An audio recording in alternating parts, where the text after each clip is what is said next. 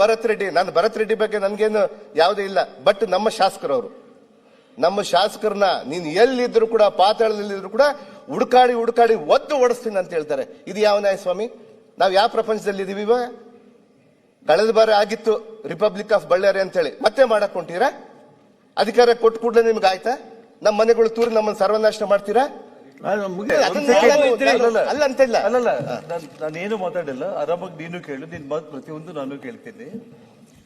ಇಲ್ಲಿ ಆಗಿರುವಂತದ್ದು ಅವತ್ತು ರೆಡ್ಡಿ ರಿಪಬ್ಲಿಕ್ ಅನ್ನುವಂತ ಪದ ಏನ್ ಬಂದಿದೆ, ಇವತ್ತು ಎಲ್ಲಾ ಸಿಬಿಐ ಕೇಸ್ಗಳಲ್ಲಿ ನಾಗೇಂದ್ರ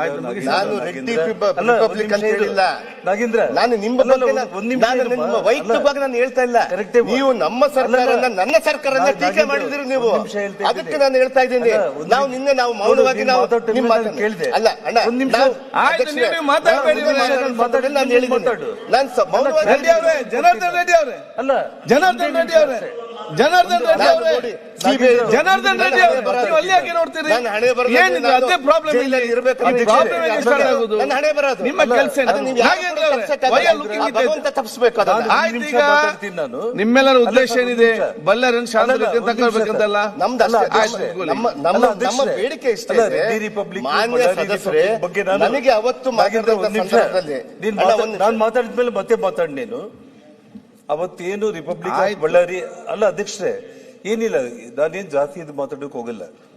ಅವತ್ತೇನಾಗಿದೆ